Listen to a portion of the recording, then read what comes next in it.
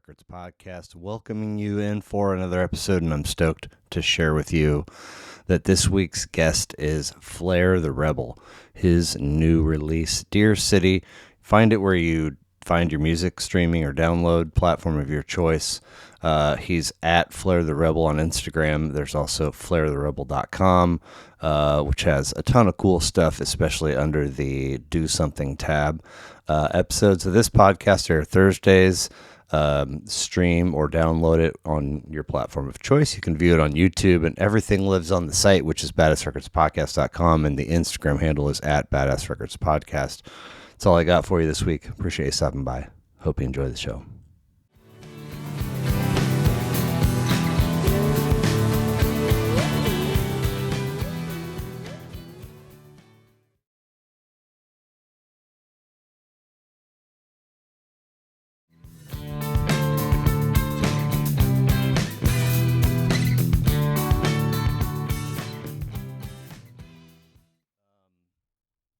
I think this is going to be episode 209. No, it's going to be 210 of Badass Records Podcast. Welcome, Flair the Rebel. What up? Nice to meet you. Yeah. Thanks for being here. The markers there is a reminder. I'm just realizing that this whole wall is just marked up with the dates and the guests. It's pretty dope. Yeah, it was. It's been fun. Back in the early days when I was making all kinds of mistakes, I let a few folks slip out of here and forgot, and so there's a couple forgeries up there. But anyway, that's why it's there. Let's see here. You're gonna have to go to the ceiling pretty soon. Well, after a while, you know, I feel like I can. It kind of has turned out to be that a full column, if there's nothing interrupting, is a year. Mm-hmm. So I think this will take some time, and then I got a few little spots over there, and then I think I work back to the spot, move some stuff. Yeah. And then I don't know. Yeah, maybe go to the ceiling one day, but Deer City.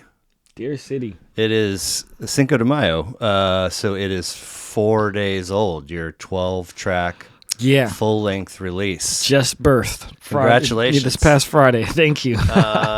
Release show at Record Bar. Yeah, man. And that answer right there tells me the vibes were good. And I was blessed. I mean, to be able to pack Record Bar, I've performed there before. I've had some good shows and good shows around town in general, but it was an ambition of mine of like, I want to do a show at Record Bar and I want to pack it, and to have, almost 200 people in there. I just don't take that for granted. Yeah. You know what I'm saying? And, we did a lot to make that happen. Deer City, like the theme of it is obviously a letter, and it's a lyrical letter to my city, and we could talk more about that. But one of the things I did is I said, well, okay, let me get a letter, type it out, sign my name, write some stuff on it, get people's snail mail, and send them a letter. Are you serious? Yeah, I did. I mailed people invites just to get them hype about it, and the design of the letter matched the design of the flyer and the poster. You know what I mean? And so, it was a big deal for me. Yeah. It was a big deal for me to release a full album. We were just talking about how, no disrespect, but I think the vibe now is like a single here, EP there. You got 2 EPs and four or five singles out on the... Yeah. And so, I did a couple of EPs, and it's just been leading up to this and, getting people out to that show. And, we had Sam Surratt Designs helped out with some of the production, doing the lighting.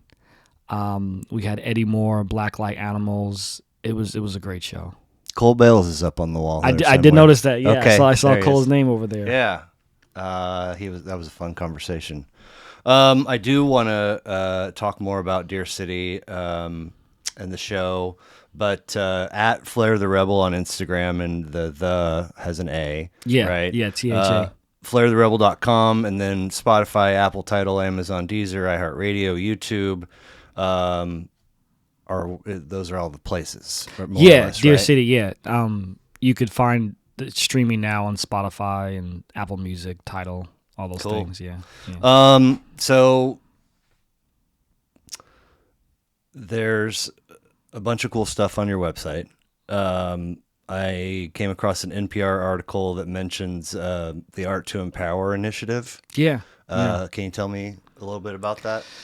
It's kind of an embodiment of my music in the sense, if you think about what I talk about or do lyrically, I'm often rapping about, empowering folks or talking about something that has a socially conscious, ring to it. And so when I create art and when I work on a project, I want to find a way to collaborate with something of meaning, right? So I slapped a name on it called Art to Empower, and it's essentially, when I do events where there's a collaboration and it's not all about me, right? So I think one of the biggest examples is, when I released my single Rose All Day, which was on my Summer You, Summer Me EP. We did the music video, release party, and we brought on Moxa.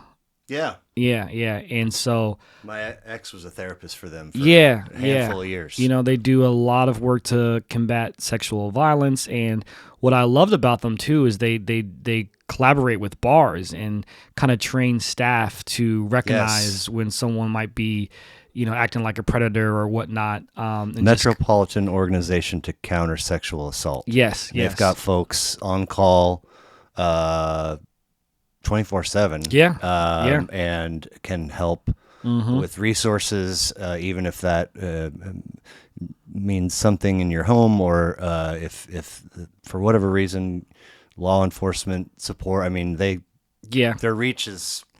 They're on it. They're on it, and I've seen it in action. And so for Rose All Day, we were partnering with a lot of different bars and restaurants, and I would see like the Moxa stickers, and I was like, this is something I want to amplify. And so, we invited a bunch of folks out to see the music video, but then we also brought a program staff member from Moxa to be interviewed and have a Q&A. And then we had the tips from the bar that we had at that event went to support Moxa. Nice. So that's one example. I mean, there's endless ways of creativity in which we can essentially use art to empower, and that's what that's all about. Nice. Pitch KC mentions ties to Woodland Avenue, local band, which consists of folks that have been friends since childhood. Yeah, mostly, yeah, with the exception of my wife, Lauren, who is, a late add to it. But, Woodland Ave is more of a collective of other musicians and artists, and our connectivity is the fact that we all met, at Lincoln, that's where we all went to school. Smart Kid School. Smart Kid School. Yeah, they kick you out if you get below 2.5. Dang. Which some of my friends did, but we still stayed friends. Nice. So, Woodland Ave is the street that school sits on. So cool. That's just our connectivity there. And, I'm glad you asked about that because, as Flair the Rebel, I normally rock with a band. Okay. And so it kind of came across as like, the band is Woodland Ave. But, and that's how it was for a little while, but it really is a collective of different artists. Okay. So when I'm on stage with the full band, it's not always members of Woodland Ave, Okay. So the Deer City release gig at Record Bar, what did that look like stage-wise? Stage-wise, so I think we pulled out a lot of bells and whistles for this one. So we had a 7-piece band. So myself, Jaslyn Epps was the co-vocalist. She does a lot of singing and backing vocals. And then you had Lauren Williams on bass. You had Ryan Marquez on keys. You had Cole Bales on guitar. You had Jarrett on drums, and Jarrett also is the drummer for Lava Dreams. Okay. And then you had Lawrence Jackson on trumpet. And, also, Lauren kind of went back and forth between bass and synth bass. Cool. Cole brought the synthesizer for a song. But that's just a bunch of folks that I've been rocking with. And, Jaslyn and Cole are very consistent now members of the band, even though Cole does this thing with Black Light Animals. Yeah. So Lauren and Ryan Marquez would be like the official Woodland Ave members, so to speak. But it's not always just about that collective, Now, when horns are on stage, are they... are they mic'd? Yeah. Okay. Yeah. Like 100% of the time. Yeah, and we the dope thing about Lawrence is, he's got pedals for his horn. You know what I Okay. mean? So he can do some like different type of ambient sounds and vibes, and he adds a muffle when he wants to. You know what I mean? So it's really key to bring out some of the aspects of the songs, or to add to. When we do a live show, there's always a balance between, I don't want you to not recognize the song from the record, but we are going to give you a little bit of a different experience live. You are flying overseas next week. Yes. 4 gigs. Yeah. Right? Yeah. With Kadesh Flow. Kadesh Flow and Kemet Coleman. Shouts out to Kadesh. He was episode 42. Okay. Shout out to Kadesh. Yeah. So Kadesh and Kemet, they've gone out there a couple of times through UNESCO, and they've established their own context, so now they have folks where they can just, get a tour going, and they told me, they're like, next time we go, you should come. And I said yes. So nice. I'm really excited to be able to do that. It's my first time with my name on a bill overseas. And I've never been over there, and so I'm still learning all the details. But we got a couple of shows. The main one that we have is in Belfast. Okay. I'll be flying. Northern Ireland. Yeah. Okay. I'll fly into Dublin, and then it's this. It's called the Belfast Collective. So it's really dope to get an audio message from someone from Ireland who's telling me that him and his band are practicing my music and getting things together, and they're ready to rock. So. I can't wait to How to are be you able to going go to get over from there. Dublin to Belfast? I believe a train. Okay. Yeah. Cool. Very Yeah. nice. You can just unplug and, do your own thing, and somebody else will get you there. Yes. Yeah. Mm-hmm. So you've never been to Ireland? Never been to Ireland. Okay. No. We went a lifetime ago and got a car and did the whole it was like 10 days, put 1,000 miles on the thing. Yeah. I don't know how you run body temperature wise, but everything was cold and damp to me. I actually got a little bit of a cold. And, Yeah. so, I don't, the other thing is, when we were there, literally nobody that I saw anywhere was wearing sunglasses, and everybody was just squinting all day long. Yeah. I was like, dude, set up a sunglass hut over here and just make a mint. Oh, you rake, man.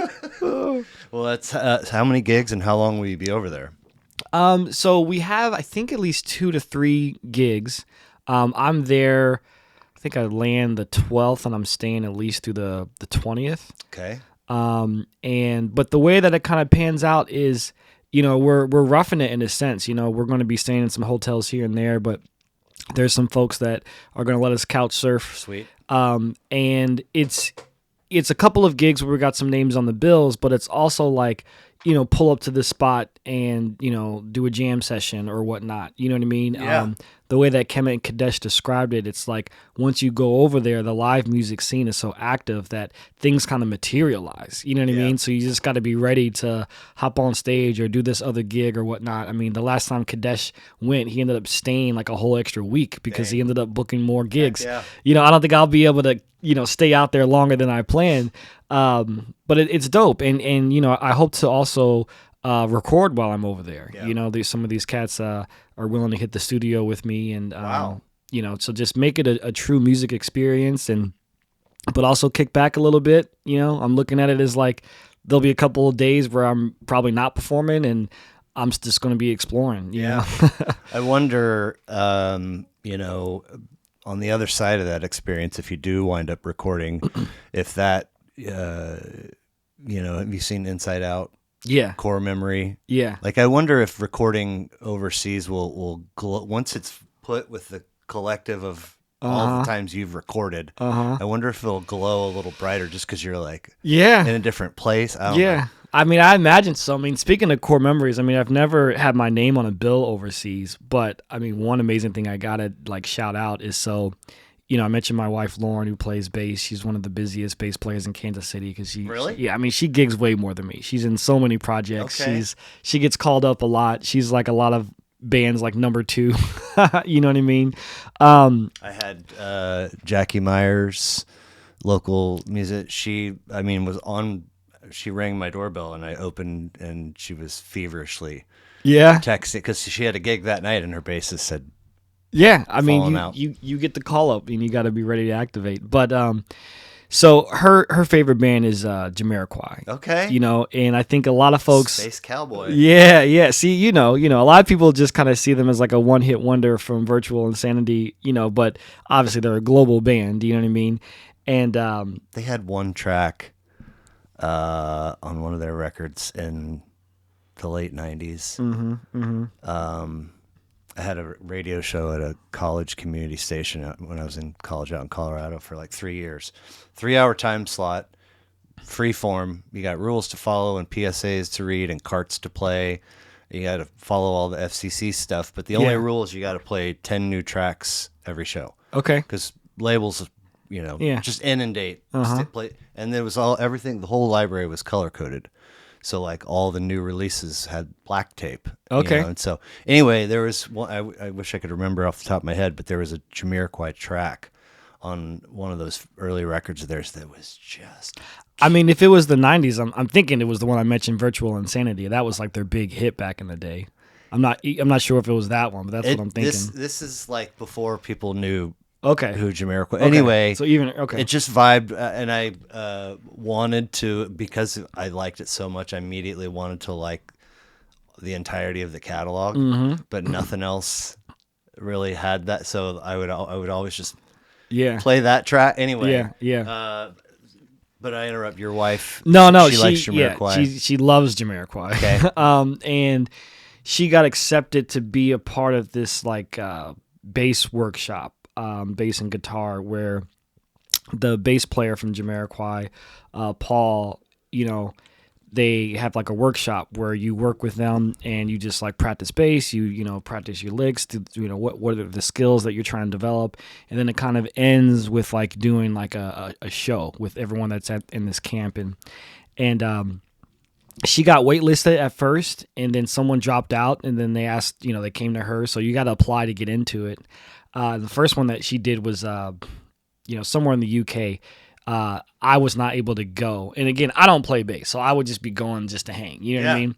But then she did another one, which was in Italy, and I was like, oh, I'm definitely going. We planned in advance, flew into Rome, had a few touristy nights there, and then we were in like the Tuscany, Umbria area, which is where this base camp was, and it was a village. I mean, literally a village.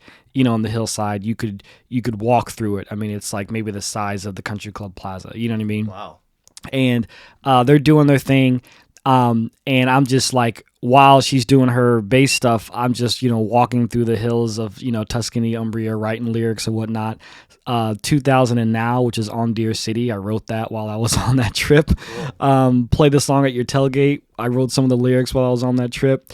But anyway, at the very end, they do this performance for the village. And the villagers come out, and so you got Paul on bass and Rob, the guitar player. These are both members of Jamiroquai.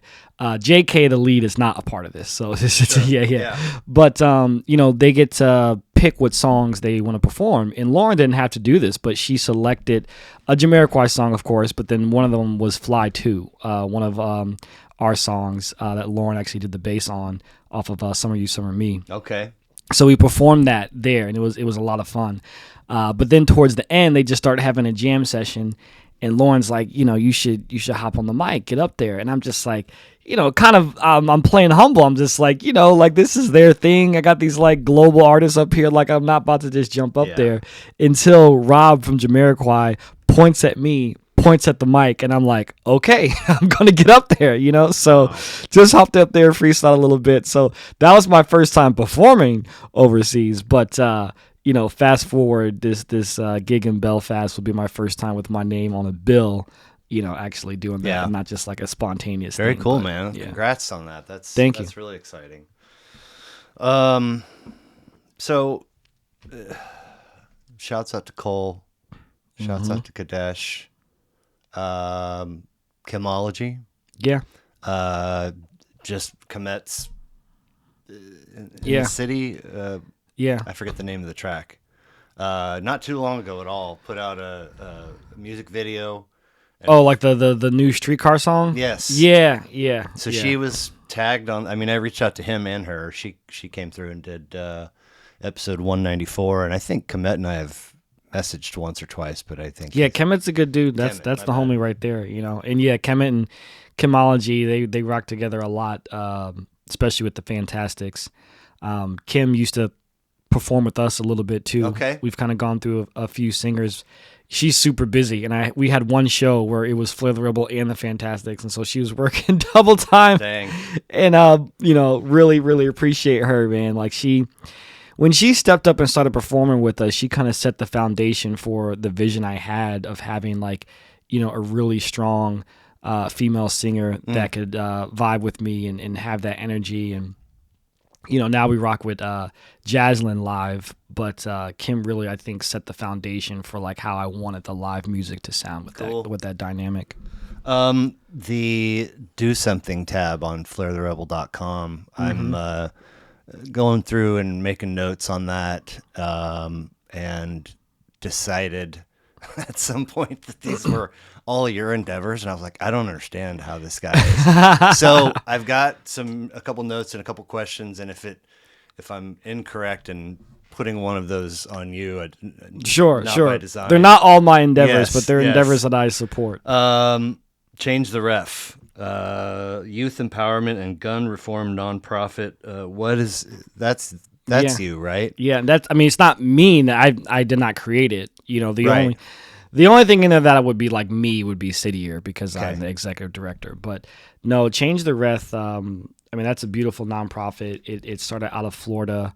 The parents lost their son in one of the mass shootings in the schools down there, and started Change the Ref, and it was based off of their son who was murdered, and he played basketball, and I think there was a game where he was complaining about it wasn't fair, and they're like, we need to change the ref, right? And so they kind of used that phrase of his in looking at the societal and political climate, and it's like, you got to change the ref, you got to get the folks in charge to really understand what we need to do to combat gun violence.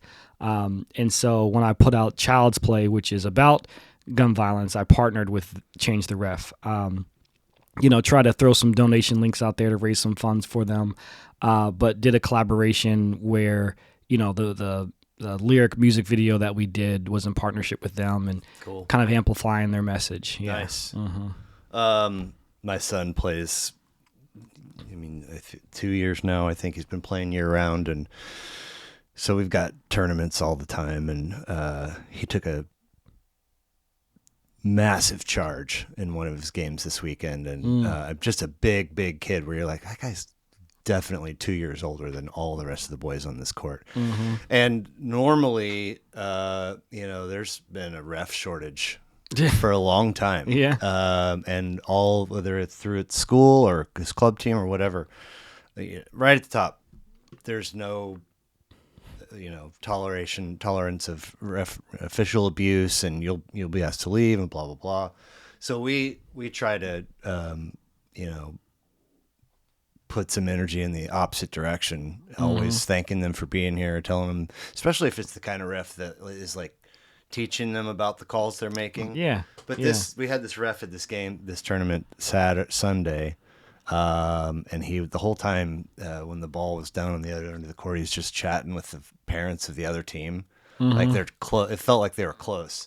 Anyway, there was some calls where I'm like, I'm really challenging myself to maintain. and this charge happened. He hit the deck really hard, and there was no call either way. And I'm like, change the ref. Change the ref. Yep. Equal Justice Initiative, mass incarceration and excessive punishment. What do you know about this? Well, the Equal Justice Initiative is, more in the lane of just mass incarceration, and there's a few pillars of it. It started with, I believe, Bryan Stevenson. Folks might know him from the movie Just Mercy, Okay. where Michael B. Jordan played him.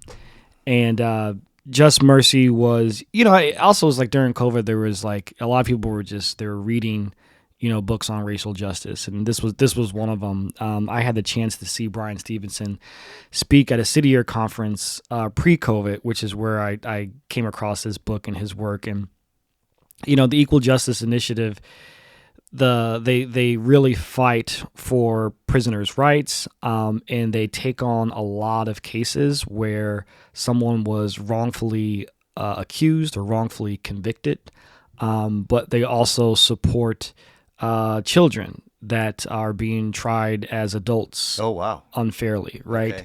Okay. For me, there's a few things that I stand behind, and not everyone agrees, and that's okay. We can still understand each other, but I'm very anti the death penalty. I'm very anti ever trying a minor as an adult, and I think that they're, I recognize how disproportionately, people of color end up in the prison system, and it's supposed to be about reform, but I think more often than not, it does more damage. And so the Equal Justice, Initiative, they provide representation and advocacy for folks that end up there that shouldn't be, or they're there and being treated unfairly. And so with my song Royalty, which I dropped a little while ago, when we did the like a live music video thing for that, we raised some funds for them, and not a lot, but it's just that's what R2 Empower is all about. You asked about that earlier. Yeah. When can I do initiatives that support other things? So that's one that I'm really passionate about. And then on the local end, there's the Midwest Innocence Project. Okay. And so I just want to shout them out too, because they do a lot of the same work, but more regionally to our area. Okay, City Year, development, growth, and success of students in under-resourced schools. Tell me about the research base this is rooted in, because it mentioned something about that. Yeah. So City Year is the one that I could talk to you about forever, because that's where I work. So I get to be the executive director of City Year Kansas City. It's a national nonprofit, education focused. We place full-time mentors and tutors in schools to keep kids on track to graduate. All of our mentors and tutors are between the ages of 18 to 25. Okay. So they're leaning into a near-peer model. So these are young folks that are doing a year of service in the school. Maybe after some college, maybe after some, after high school, or maybe right after they get their bachelor's. It's before they go on to their next career step. They're doing a year of service, and it's an AmeriCorps program as well. Yeah. And so they are AmeriCorps members. I learned about this on the front line, so to speak. So I was one of the City Year AmeriCorps members in Chicago. So I'm from KC, but was in Chicago for 10 years. And a year after college, I came across City Year. And, I really understood that, education or the lack thereof was the root to a lot of societal ills. And if we want to talk about crime or poverty, can we first talk about, are we educating all of our citizens properly? Are we giving them all a fair shot? So I wanted to be a part of that. And it's funny, I was looking into the Peace Corps, but I didn't want to break up the band by leaving the country. So I found... Yeah, don't go anywhere for 5 years. Yeah, exactly. Be right back. So I found AmeriCorps, and through that found City Year, fell in love with the program, transitioned to staff, managed some school partnerships. They went into fundraising. Then there was an opportunity to, move back home to KC and help launch City Year Kansas City with some other folks. Okay. So moved back here in 2015. And that's actually where I met my wife, Lauren. We were both, mentors and tutors in City Year in Chicago. And she had the courage to move to Kansas City with me. She's from the East Coast, DC, Maryland area, so she never thought that she'd be in the Midwest this long, let alone Kansas City, but she loves it here now. Nice. And so, I got to be a part of the group that launched the site here in Kansas City, and to see this program that had so much impact in Chicago. I served mostly on the South and West Side, to be able to bring that back to my hometown, and then even have it serve in the same school district I grew up in with Kansas City Public Schools. It was really meaningful. Nice. Yeah. So I think this is where I got out of the weeds, thinking that you were doing all this stuff. No, I'm not doing everything. I do a lot, but not all of it. But with City Year, yes, that is something that you could legitimately place on me, is something that I do. So this next one really caught my eye. Block. Brothers Liberating Our Community. Black men working in education dedicated to advancing the recruitment, development, and retentions of black male educators in the KC metro area. Tell me about the significance of having black males in education. Because, like, you said that, and immediately I go, like... Did you have any black men as teachers? That's what I'm saying. Like, my mind's eye immediately cast an image. Yeah. And it was like, if I had any black educators, 100% women. I'm pretty sure. And I don't, I didn't even have, in college and grad school, but growing up. Yeah. Anyway, I was like... Yeah. Whoa. Yeah, for sure. Listen, at the end of the day, teachers of all walks of life can make a positive impact, right? Regardless of where you come from, your color, your skin, whatnot. But there's a lack of representation when it comes to black male educators. I think the stat that I normally see is that only about 2 to 3% of our education force teachers are black men, right? And everyone benefits from having more black men in the education field, and the data kind of suggests this. It doesn't matter like what your gender or ethnicity is, like you'll benefit from that and that diversity. And there's just an unfortunate stigma against being in the education field, and I think a lot of black men that do it, they kind of get siloed because there's not a lot of them, or they get put in a box. They get placed into something that is not heavily academic focused, or more of on behavior or something like that. And it's not that you can't have great impact there, but there's just a lot more to be done, right? And so with Block, it's all about the recruitment, retention, and development for black male educators. And shout out to Cornell Ellis, who founded that here in Kansas City.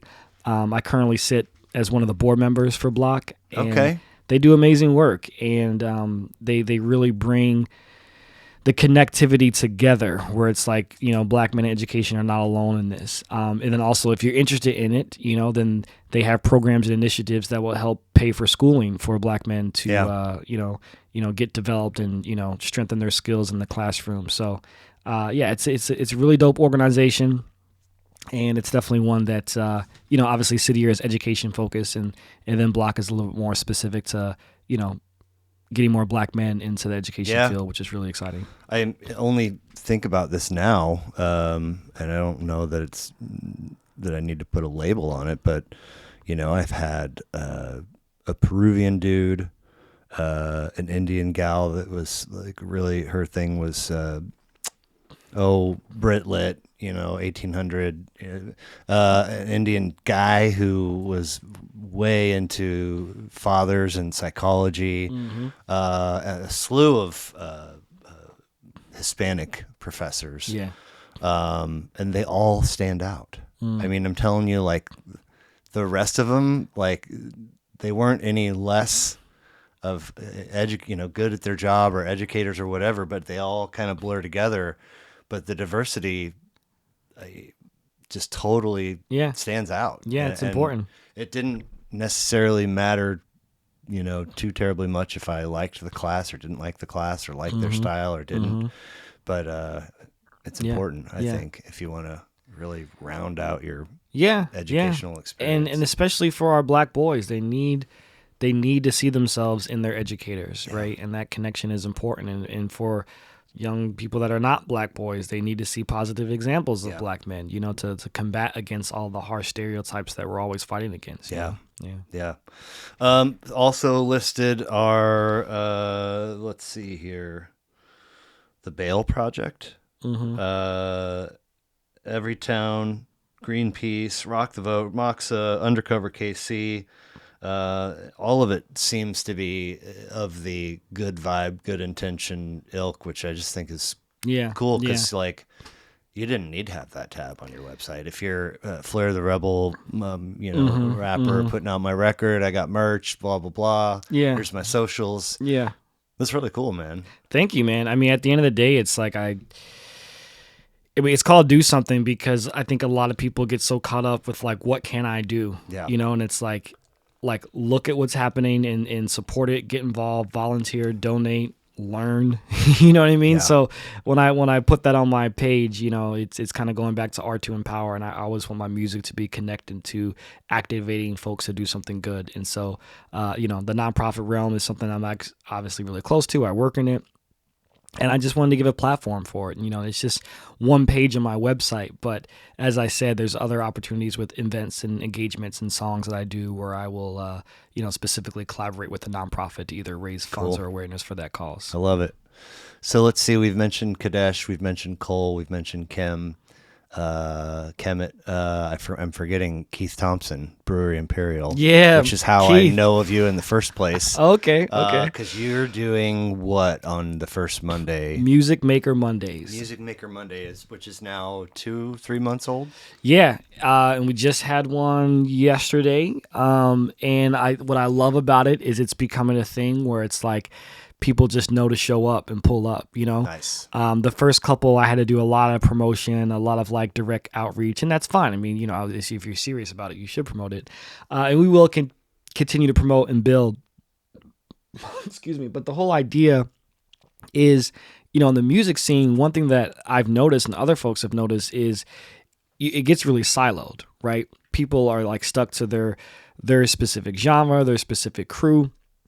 And it's hard for us to build community because, we're busy, and it's like a lot of musicians, they have a day job, or, they're teaching, or they have multiple gigs, and it's like, they see other musicians, but it's usually at a gig and they're busy with the gig, Yeah. And I just wanted to create a space for us to connect and build our own community and not be siloed. And that's the whole vibe of it. It's like it doesn't matter what genre you are, what level of experience. If you're a cover band, if you're an original band, if you're like, more of a gig, musician, if you're doing symphonic music, whatever, like this is a spot for you. If you're a DJ, if you're a rapper, and I love it, man. We've successfully started a thing, where people just know this is where you can pull up. And, I convinced Keith, like, hey, how do you feel about giving everyone 20% off food and beverage and like extending happy hour beers because, we as musicians deserve nice things too. Yeah. And Keith, man, he's been a supporter for a minute, I mean, I love his brewery, and I remember there's a couple breweries that I would go to during COVID every Friday to get, some beer from, and his and Casual Animal was one of those. And, he had the location that we used for Rosé All Day. The main spots were Brewery Imperial and Sava, which is no longer. Now it's Le Champion in Westport. Yeah. But, Keith opened his doors and was so friendly. And 18th and Oak. Yeah, Brewery yeah. Imperial. Yeah, Imperial with an E. Yes, Brewery Imperial, 18th and Oak, Crossroads. They have an amazing patio. So, yeah, they open up our doors, and we do that. So Music Maker Monday, the first Monday of every month. And we got a good group of folks that are showing up every time. There's new people there. There's familiar faces there, and it's growing, man. Nice. Yeah, very yeah. cool. So the streaming services we mentioned for Flare the Rebel, six singles, 2 EPs, but Deer City, 12-track full-length release is your first. Tell me about where did the idea come? Okay, I'm going to do a full length. Yeah. And where did the idea come from? Why? Mm-hmm. And how did it feel going into it, doing it, and now that it's in the rear view, barely. Yeah, barely. Yeah. Yeah. Well, I mean, like we talked about, I'm an album person too, right? And it's like the way that people consume music is a little bit more piecemeal, but I think the album is still an important piece of art, and you don't have to be like the biggest global person to have the right to drop an album. You know what I mean? And so I was doing a couple EPs because that's where I kind of was musically.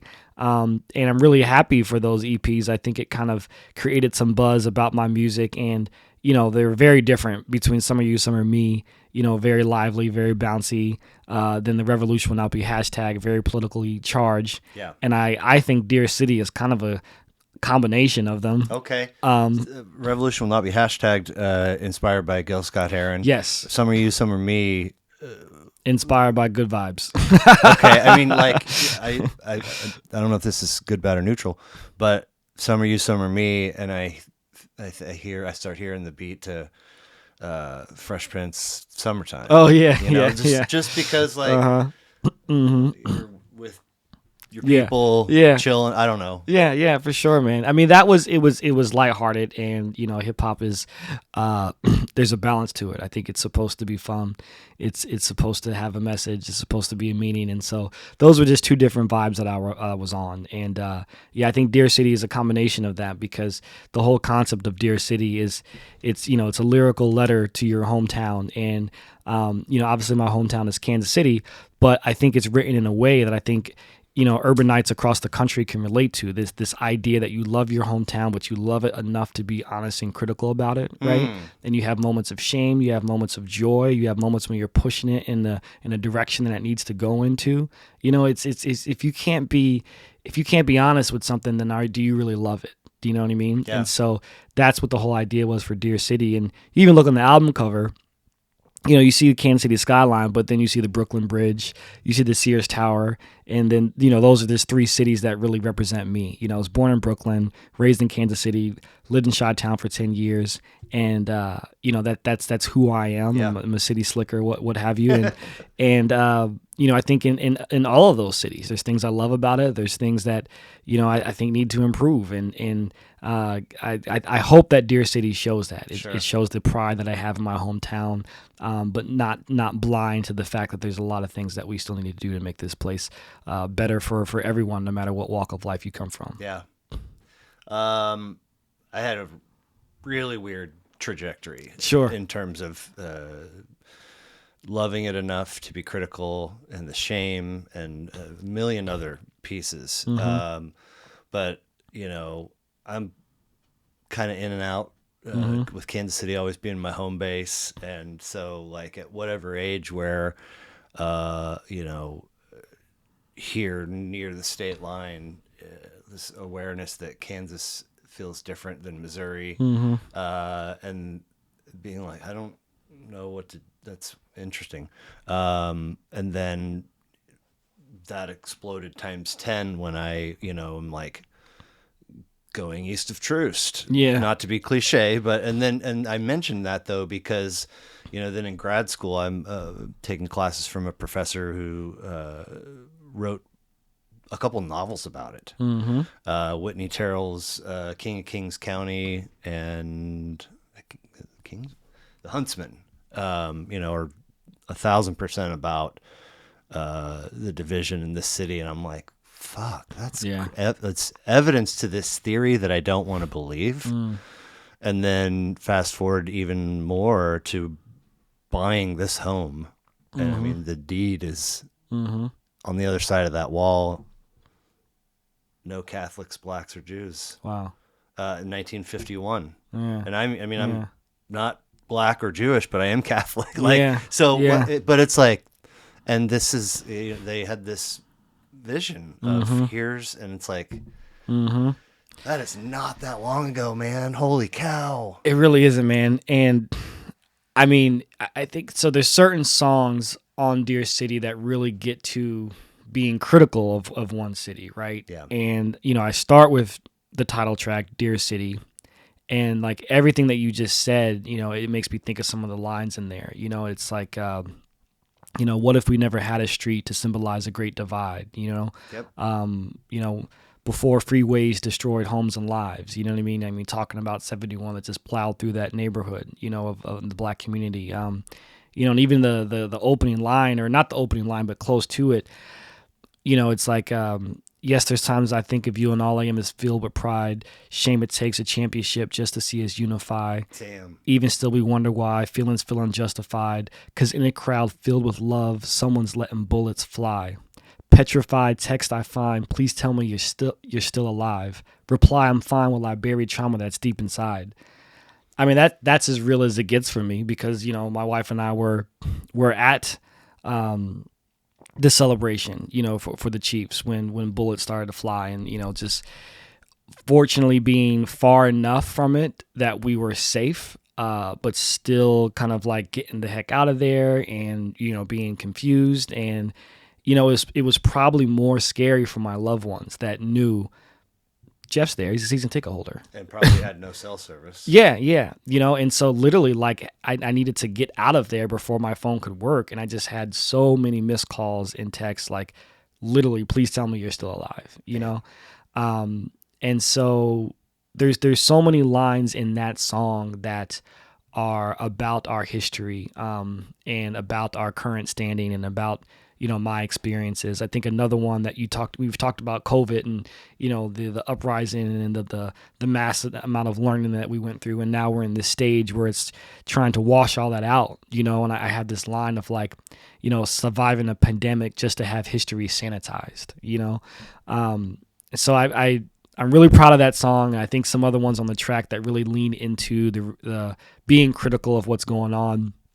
That one, Powder Blue, A City Called Killa, This Side of Me, just to name a few of some of the more like socially conscious tracks where we're really diving into things. Man, without fail, without question, multiple times a night, whether I'm stepping out to let the dog out or laying in bed or whatever, there's automatic gunfire, audible, just, and 3, 4, 5 times a night. And it sounds, I can't count it, but it's like, 8, 9, 10, 11, 12 rounds at a time. And I'm like, always this mixed bag of like, I'm glad that it's far enough away that I don't know exactly where it is, but also it's close enough that I can hear it. And it's super sad because it's happening so often. And like, what is happening? What are these situations in which, you need, automatic firepower, like every night of the week, and why I don't sit down and watch the news, but I mean, it's weird to like hear that all the time and never get any information about it. Yeah. So it's perplexing, sad, mysterious. Yeah, unfair. Yeah. So you make this decision, I'm assuming, to put out a full-length release. Was it just this idea of the city and your relationship that was sort of driving that train, or? After a while, yes. I mean, there's some songs on there that I have just been kind of tinkering at for a while, but it really was like, just make music, collaborate, let the music speak to you, and then something comes. Okay. And so as I'm working on music, and in the back of my mind, I'm like, well, maybe I'll be doing another EP, something, and then I was like, no, I got enough here that I got an album. And then I started to think about the concept of Dear City. And honestly, I started thinking about the marketing behind it and how I can have an album release party where I'm going to write people letters, you know what I mean? And all of the things that combine with that. And how many do you think you sent out? Probably sent about 50. Okay. Yeah. That's cool. Handwritten, or did you word process? So I typed it, but I mean, I still think that counts. Like, no one's typing letters either and send them out. So I typed it, and then I wrote their name. It was Dear, their name, and then I signed it my name. So there was still City. I mean, yeah, sorry. yes. So, and then if anyone, I did get a couple return to senders because I, messed up the address. So I apologize for that. But yeah, no, postage ain't cheap. No, man. I saw somebody post right before you got here, realizing how old I am because stamps are 78 cents now. Are they? Yeah. I thought they were like 51 like yesterday. I know, right? But yeah, so a lot of this was music that I've been working on for some time, and just realizing that I have an album together, and then the concept came to me and I got really excited about it. And yeah, I mean, there's tracks on there that are like 4 years in the making, and then there's some songs that literally got completed like maybe a week or two before the album dropped. Wow. You mentioned a little bit ago you were in such and such place when you wrote the lyrics to this particular track. Are you pen and paper? Are you on your phone? Like, where does the lyric writing? How does that look? I'm a little bit of both. I like to keep a notepad on me.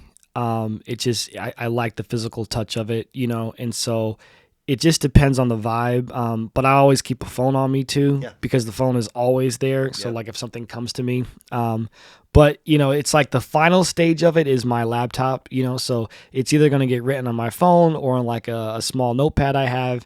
And then when I know I'm ready, it's when I type it all out on my laptop, and then that's kind of good to go, and I format it that way. But yeah, no, I usually am kind of walking around with a notepad, and I do this here too, where like I'll just spend a day walking around town, hitting up a coffee shop or a bar or whatnot, just having my headphones on and writing and whatnot. I still do that here, but I definitely did that in Italy. Just very blessed to be able to go over there. Yeah, walking through the village, writing lyrics.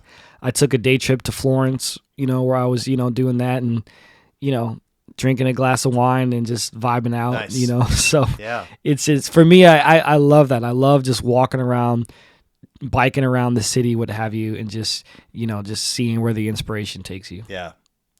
I once heard the phrase, every good writer has a pen on him or her at all times. And I'll go to my grave with that thing in my pocket. Like, it's one of those, like, wallet or phone, like, oh, my pen. Like, and everybody's like, what? Yeah. What's the big deal? I'm like, Yeah.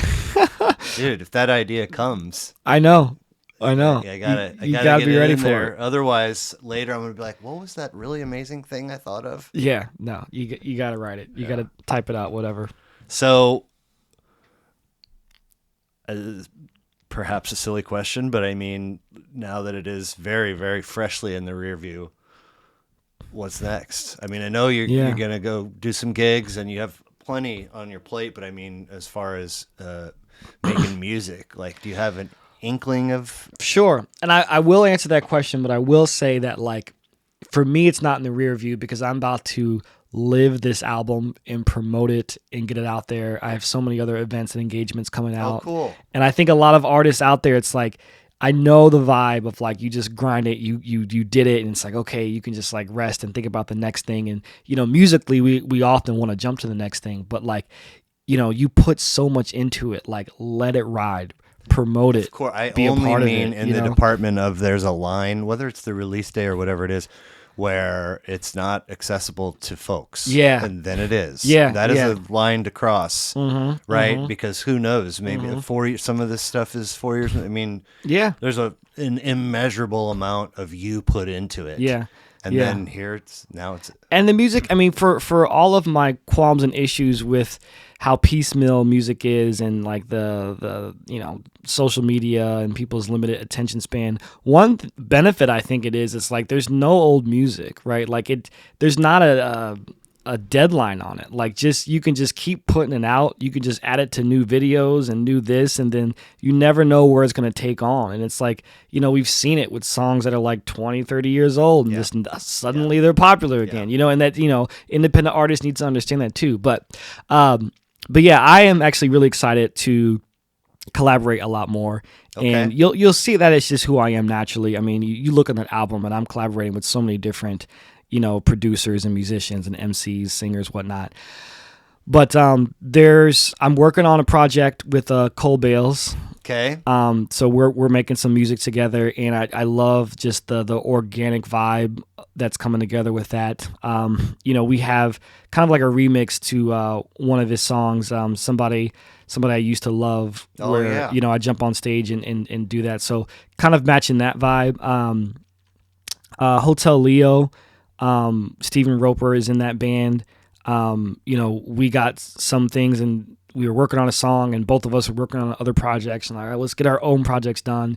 And that's going to be a lot more like electronic vibey stuff, so I have like just the other lanes, you know what I mean? Where it's like, just different areas that I want to work in. I also really want to collaborate with Lava Dreams. We've talked about doing some things together too. So people that are like outside of my genre that can really push the limits a little bit here. And then there's just going to be more coming with, myself, Kemet, and Kadesh. We're always rocking together. We've kind of, man. Talked about putting out a compilation album together. So yeah, I think for me, it's about, promoting the album, getting people engaged with Deer City, while also doing like side projects and other collaborative EPs with other artists and genres. So in that letting it ride, mention, are there, once you're back from your gigs in Ireland, are there events or shows that you know about and want to talk about? Or well, I got a Mannerfest coming up, so shout out to Sean Crawley and Mannerfest. I'll be doing the May 30th gig at Kemper Museum of Art. Oh wow! So I'll be doing that. So that'll be the next time to see me, and members of my band. That's the main thing that we got booked. But you'll see me pop up at the Ship and this and that. Like, I think what I love about the scene and my connectivity with folks is like they'll see me in the crowd and be like, "Yo, you want to hop out and freestyle? You want to do this thing?" And I'm just yes. The answer is yes. Yeah, exactly. So, but I haven't booked it. But this idea that I have, and I'm willing to speak it into existence, is this next event called Pick My Next Single. Okay. Where it's just I don't know, like I love bringing people into the fold, right? Sure. So I'm like, so the first single was Mixology, but how about I bring people together? We'll have an event. We'll have like a listening party of the album, so to speak, and I hope to work with DJ Joe or someone that can provide headphones where, I don't know if you like the silent discos, if you've seen those. Mm-hmm. So kind of like that, like, the album's 45 minutes. I probably won't give 45 minutes because I think most people will have heard the album, and there will be some songs that are just not going to be the single, like the 7-minute song at the very end. What's the name of that one? PSKC Assemble. Yes. But let people listen to the album. And I want it to be in a unique space, like an art gallery or art studio, where you can take in other art while you're listening to the album. And then I let everyone vote. Pick the next single, and then it's like a community driven thing. Cool. And it's like, all right, this is what we're rocking with. So and there'll be probably like a Q&A with myself, and maybe I'll get Art to Empower initiative going and have a nonprofit involved. But that's one of the events. I want to do some acoustic versions of it. There's a lot of really dope spoken word and poets in Kansas City that I like to collaborate with, and, have a vibe where, you're kind of at a spoken word event. But then it's an opportunity for me to showcase, the lyrics, in a deeper, more intimate way, know? So those are just a couple of things that I'm thinking about, really excited about it. That would be awesome. The fellas, I can't see it because of the fan, GFM Recording Studios in Blue Springs, they came on and talked about doing we're going to do this writer's room, and we're going to have folks, artists come play stuff, and we'll have people. Mm-hmm. And they were like, "You should come to the first one." I was like, absolutely. And then a few weeks later, they were like, "Here's your invitation." And I was like, "Oh shit. Wow. Nice. So I went and everybody, there were 20-ish seats, and every seat had a little miniature podium with a headset and a miniature control board on it for you to adjust. Yeah. And I was like, whoa, this is so cool. So definitely there are things you could make that happen for sure. Absolutely, man. Bob Pulliam's name that's the homie. Is everywhere I look in the Fleur the Rebel department. Yeah. He's the homie for some time.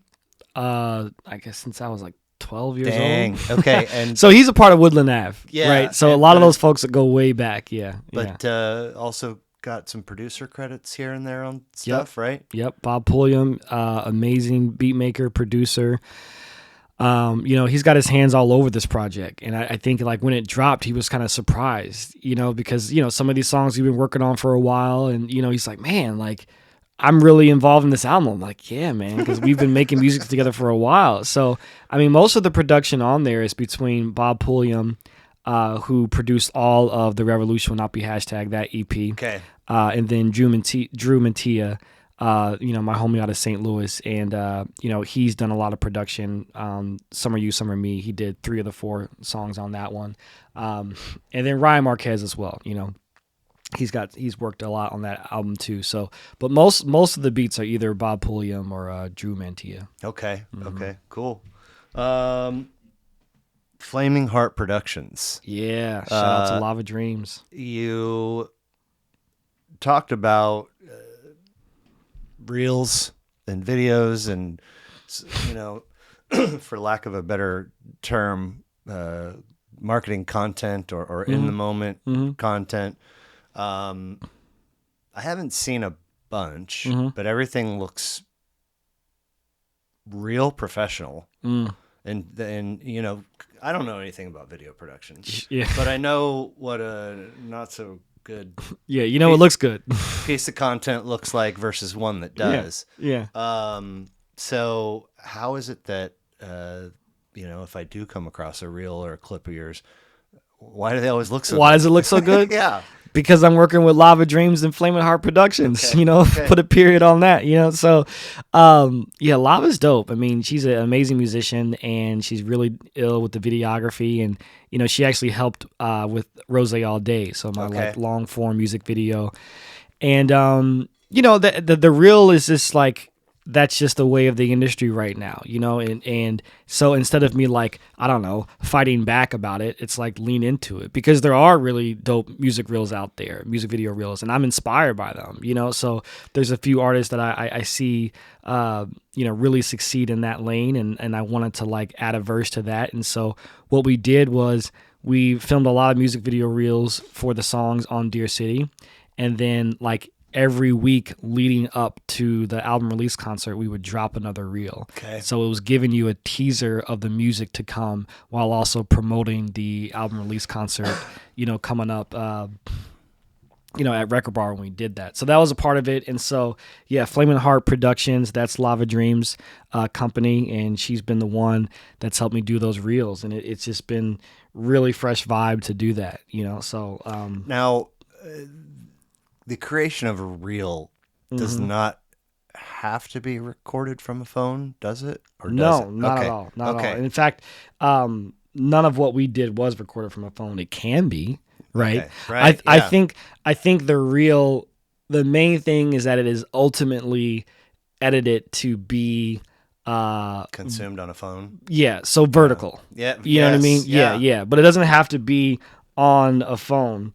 I'm on my phone because I wanted to look up some of the people that inspired it. Yeah, so Obed Padilla, he does a lot of really dope music video reels, and seeing his work really inspired me. And one thing that I like about a lot of his is they are one shot, or they give the perception of one shot. And so when me and Lava were doing these, I was like, I want them to be one shot. Like, so that was like the challenge. And Nice to have a vision. Yeah, and it's just to give something that's a little bit more creative with it. And then La Russell, a lot of people know him from the Bay.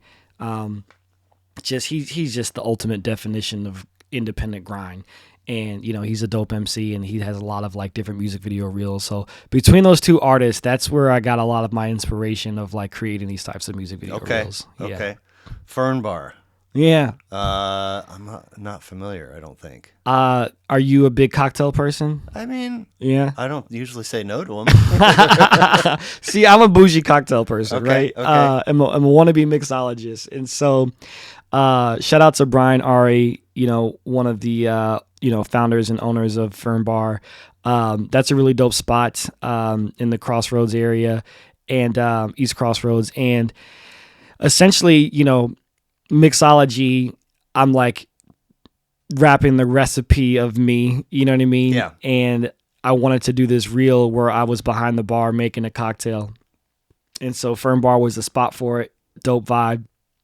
Brian is hilarious, man. I pull up and I got some tequila and he's looking at this bottle. He's what like, kind of tequila you got? Well, I mean, I don't want to throw shade on any tequila. I'll just say that it was a bottle that Brian was like, this is not good enough for me. So he gave me a better bottle of tequila. You're like, fine, I'll keep mine. Yeah. He gave me a better bottle, but he understands his brand. He was like, this is going to be a collaboration. You're going to have some good stuff. So I was making a Oaxacan old fashioned, which is a combination of mezcal and tequila and then you got some bitters in there, and then you normally have to a little bit of sugar, but then you flame the orange, the orange rind. And I learned how to do that the morning I shot that music video reel.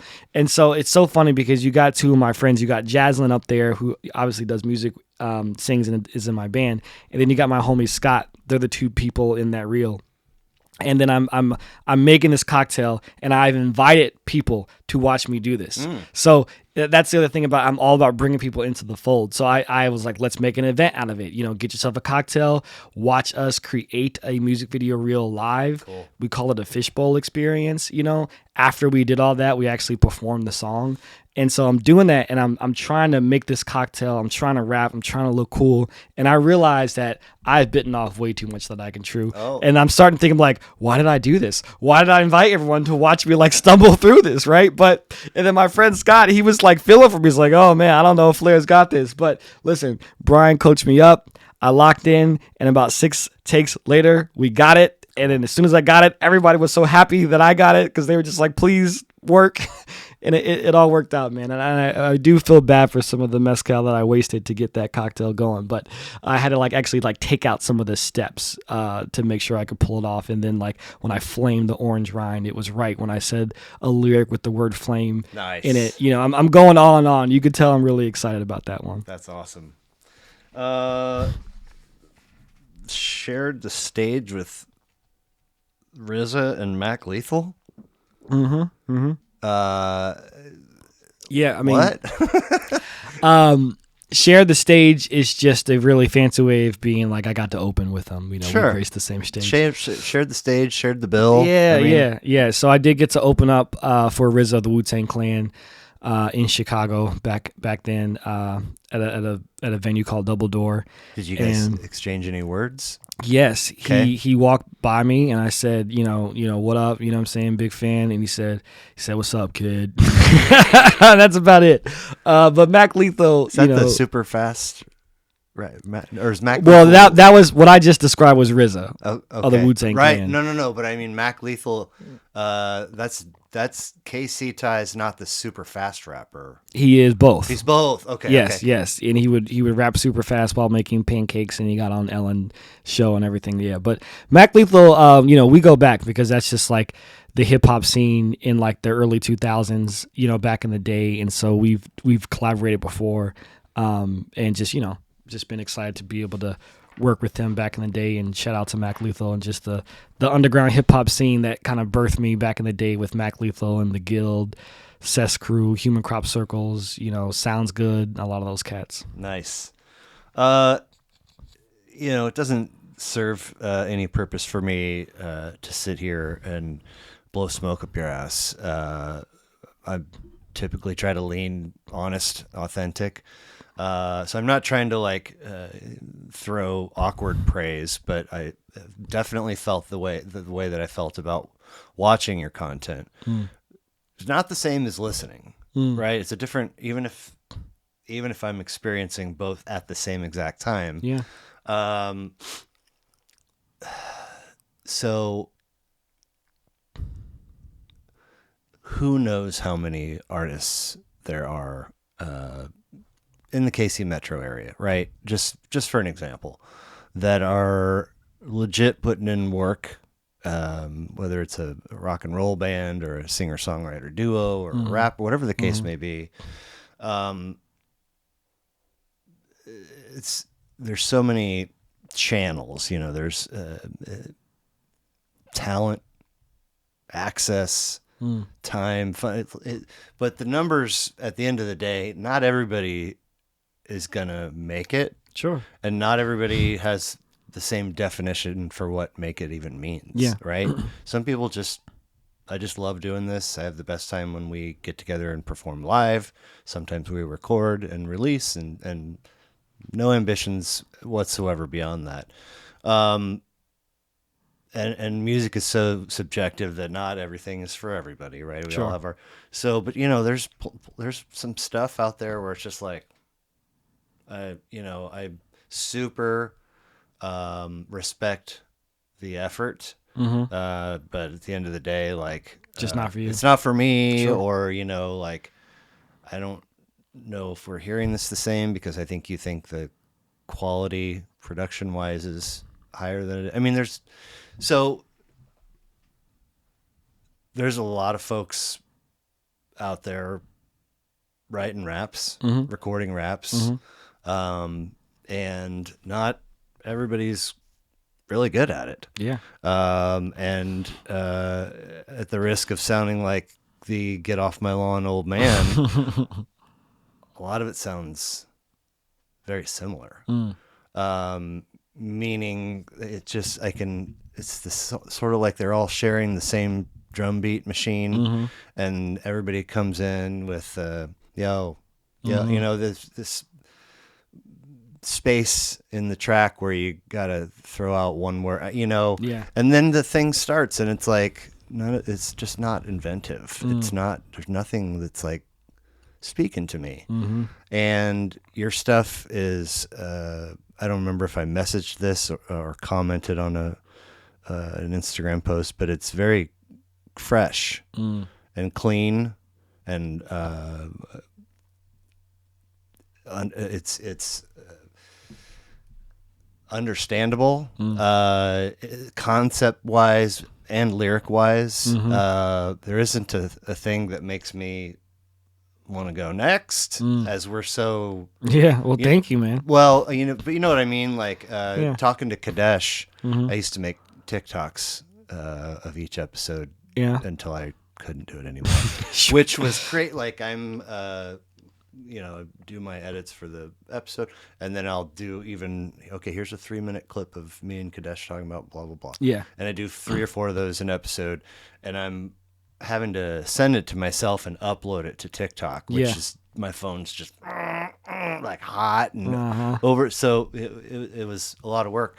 But I mean, we were talking, because he had said when he came, I have just decided to make this window of my Saturdays where I'm working on my stuff, social, you know, online, digital.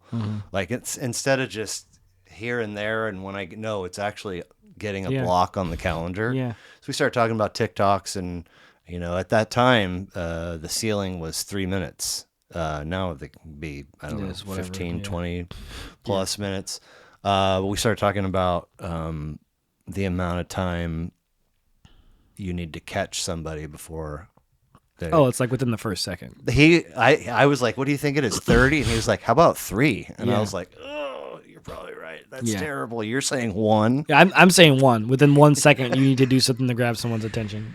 Which is crazy. Yeah. But, you know, it, for whatever reason, for my ear, it doesn't land in the pile of it sounds like everybody else. It sounds different. And like, I think you can get people that way instead of having to have a, you know what I mean? Yeah. It's probably a combination. Okay. You know what I mean? Like, I really do appreciate, you know, the connectivity to my music and the family, friends, and fans that are rocking with me, you know, but I also know that, like, there's so much going on. There's so much content. There's so much competition out there that it's like, I am going to create art that I think is meaningful and fresh and unique, as you say, and lyrical.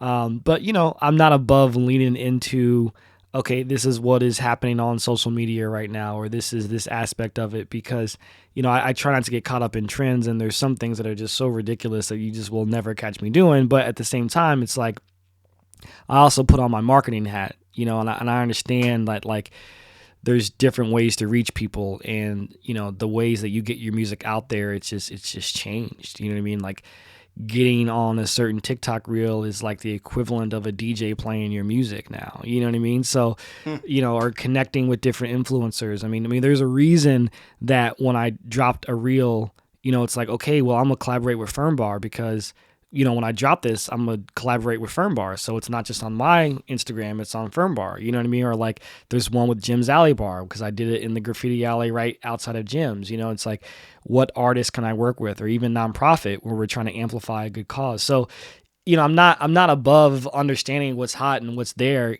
but I'm gonna pick what's authentic to me. Sure. There's a lot of crap out there. There's a lot of things that you just will not catch me doing, But there's so much out there that there's some things I'm like, yeah, I'll try that. Well, I think there's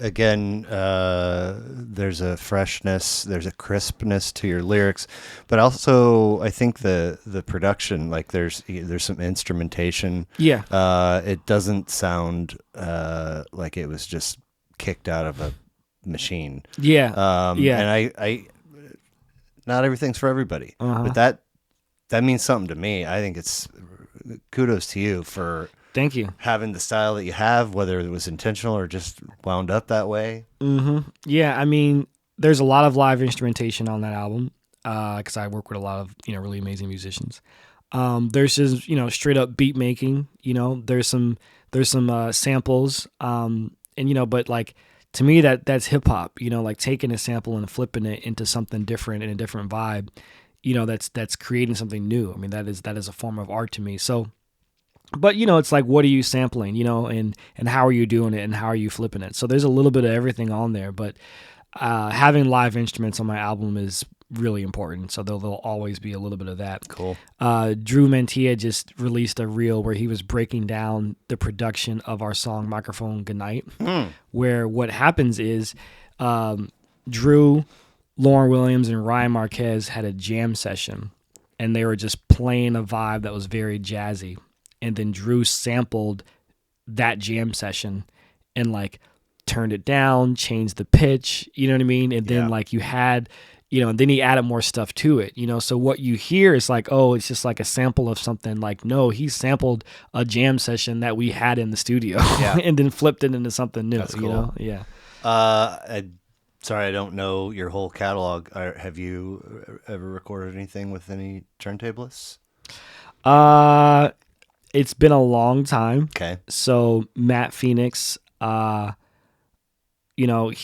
was a part of my original iteration of music, so we were in a band together called Anti-Crew. Okay. And he was the DJ, but he was everything. He was the DJ, he was the producer, and he was the rapper, he was the singer. I mean, he used to like have the guitar slinged on his back, and then he'd be rapping and then swing it out and then start playing guitar and then, then hop on the turntables and start scratching, So he was the only turntablist that I worked with consistently. And we had some stuff back in the, Anti-Crew There days. are just things, like spots on a dog that just scratch my itches, for the rock and roll jam band scene that has been a part of my fabric for many years. Good keys. Yeah. I mean, just hits me right here, and good scratches, man. Yeah. And since you have Chicago roots, a couple of the maybe first and second, I'm not positive, Common records. I love Common. Have Yeah. just the most perfect, dopest, and there's horns and fantastic production and great lyrics and good beats. Mm-hmm. But if you, I don't know, it's a special thing. Yeah, for sure.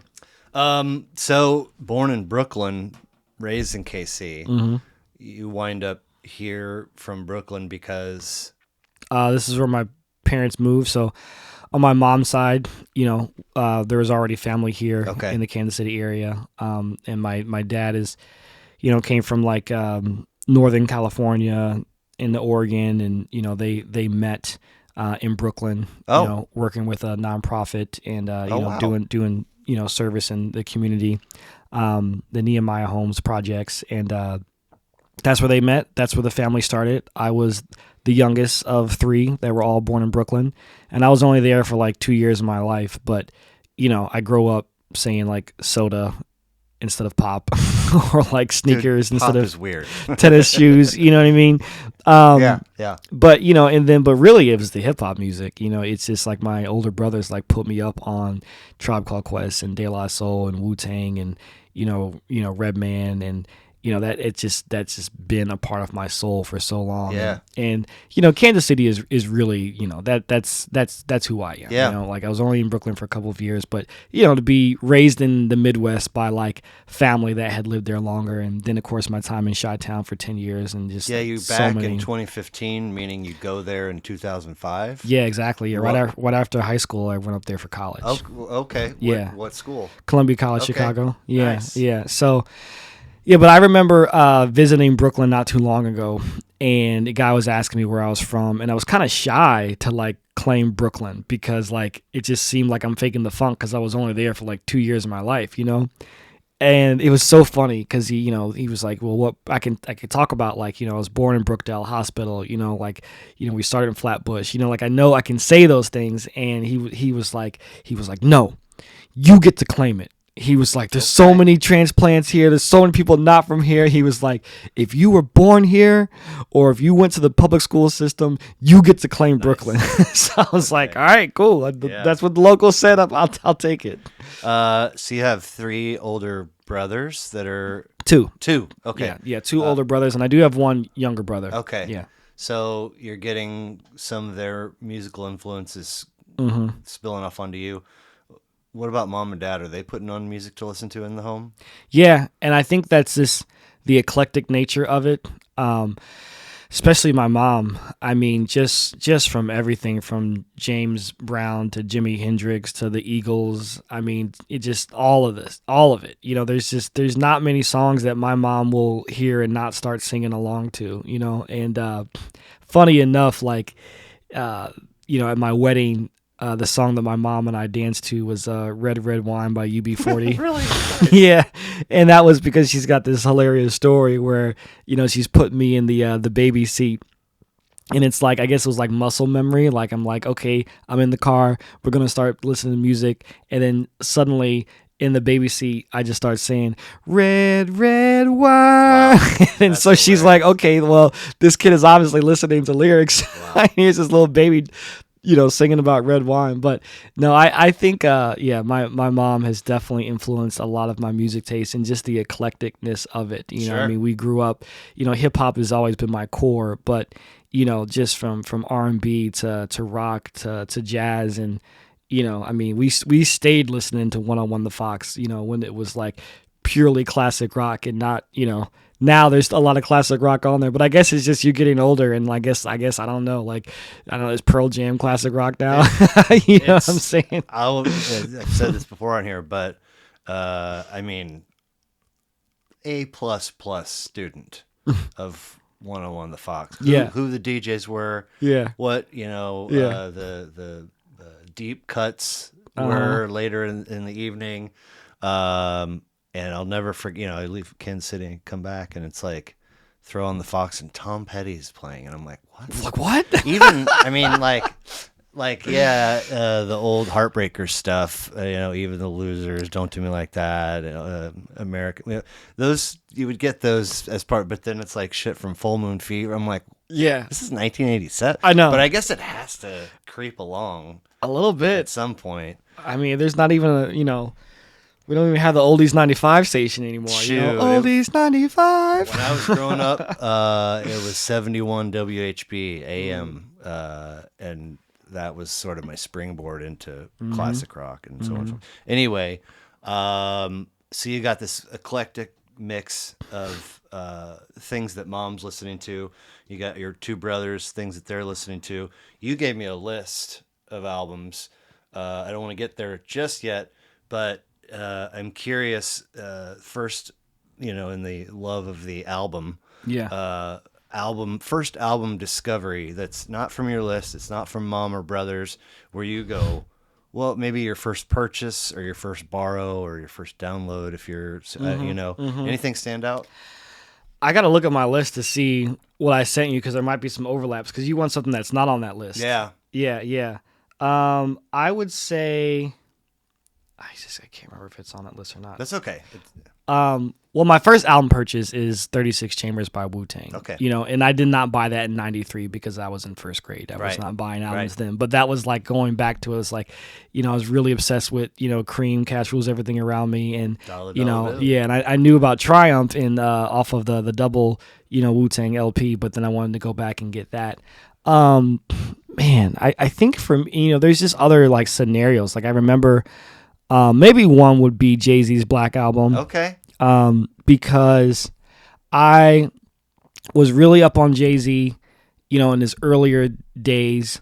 And then, in like the Big Pimpin' era, I kind of fell off. I wasn't really into it that much. Now I go back to it. It's all golden to me. But then especially when it was like the Jay-Z Nas beef, I was very like Team Nas. So I slept on Blueprint. Yeah, I slept on Blueprint, but Blueprint is a classic album. Like, I mean, that album is incredible. But then when he dropped the Black Album, I wasn't really like, I respected Jay-Z. Now he's one of my favorites, But I remember having a gift card from my Aunt Renee, Best Buy, and I was like, my thing when I ever got a gift card where I could buy music, I had this rule. It's like, I'm going to buy something I wouldn't normally buy. Okay. And so I was like, I don't think I wasn't really into Jay-Z like that, but like the Black Album was a big deal because it was his last album, quote unquote. Right. And so I bought that album and I loved it. I was like, man. And then that opened the door up to like go back through his catalog, and I was like, I've been kind of sleeping on this dude for a while, So yeah, that's something that stands out. Nice. I saw a clip of him yesterday.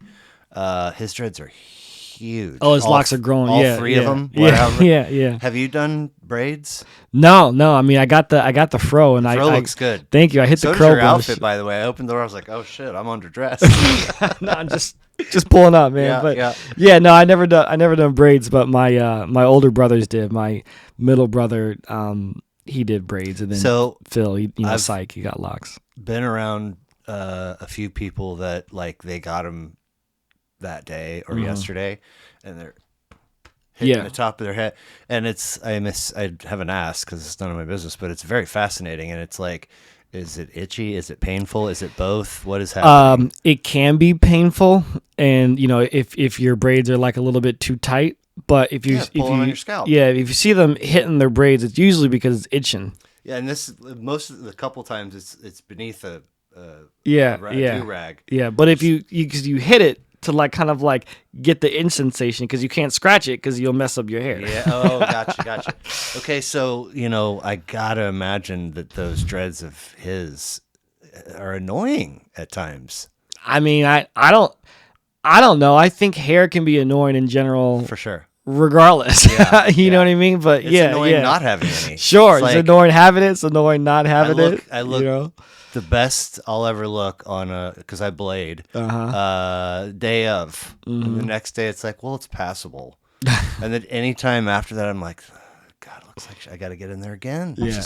Anyway, what about live music? Any early or first live music experiences that that stand out? Core memory.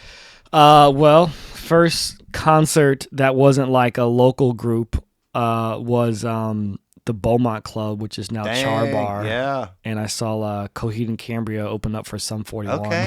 Oh, wow. And that was my first wow, like seeing like bands that are just really, really tight, and have some bells and whistles to them. I think that, seeing Wu-Tang live a few times. The first time was in Chicago, and having this experience where like Method Man came on stage, and I was like, I felt like I knew him. You know what I mean? Yeah, definitely. I was blown away. That's awesome. Atmosphere. Seeing them live in Chicago a few times. Say Group Love is another one. And when I talk about my dynamic of having two leads, a male and a female, and that bounce off of each other, like Group Love is one of those that has that dynamic. Matt and Kim, just the sound that they can do with just two people blows me away. Phoenix is another one. That band, just like, I've just seen them, just the live performances is stellar, the light shows that they do and everything. So I got to see a really intimate show with J. Cole before he like blew up. It was like a secret show in Chicago, and just like, man, just how he was able to connect with the crowd and his lyricism, it was just insane. Yeah. Wow. I do have to do a time check. I know maybe this gets cut because we're talking about this, so that's for okay. sure. I need to use the restroom. Yeah, so yeah. You want to take a couple? Cool. So let's, if I forget, in a couple minutes, check and see. Yeah. We can cut anything and everything out. So you are an artist, and was there a light bulb moment, or did something happen where you go, I want to make music, or fill in the blank is what I want to do? Passion project on the side as a real deal. This is who I like. How do you get from back then to where you are today? I mean, I grew up around music and art, and especially my oldest brother, Phil, aka Psych Style. He's a big muralist here in Kansas City. Oh, really? Yeah. Nice. Yeah. And so, visual arts was more my thing, and being in comic books and like, drawing comic book characters and whatnot. And that kind of like, fueled over or spilled over into my music. But hip hop has always been around me and just music, right? So at first it was just something that I was just deeply connected to and passionate about. And, it started as like a joke in middle school. So Bob Pulliam, I'll tell you how far back I go with him. There was this kid who would make fun of us because we were like, these light skinned dudes. And he'd call us high yellow people. And so high yellow? Yeah, Okay. just like, this what, something you call light skinned brothers. Oh. Or people. And so I told Bob, I was like, man, we should like take that and flip it and like let's make a rap group called High Yellow People. And so we did, and it was just like for fun, you know what I mean? But it was so fun that eventually I started taking it serious, and then we just had like a rap crew, and that formed into a rap crew called Disciples of Hip Hop. I love the fact that they're still, and now we're in high school, and I love the fact that there's still some of my old high school friends that will like send me photos of like the old, Disciples of Hip Hop, EPs that we did, and just, printed them out and went to Office Depot and got a stack of CDRs and would burn them, but Nice. And we were recording it early. I mean, we were Matt Phoenix, he had a booth and we built it, and he was learning audio engineering from a young age, and Wow. we were recording music, as high school kids, like independently, Wow. And so in fact, like there was an article about us, I don't know how to find it in the archive or something, but we performed at the Hurricane, and I think we were the youngest to perform there, and the Hurricane is now Tin Roof. So, it was Hurricane way back in the day, and then it was the Riot Room. Yeah.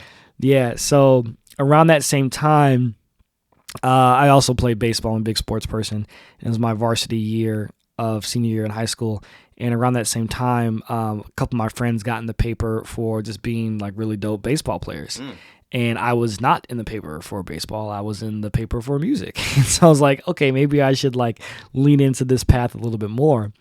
And, obviously I'm always having the marketing cap on, and I knew like I got to come out with our first album while we're in high school, because this is where we have the support. Like we have people coming to our shows from high school. People are going to buy our music there. So I quit the senior year baseball, which is like, that's what you work your way up to.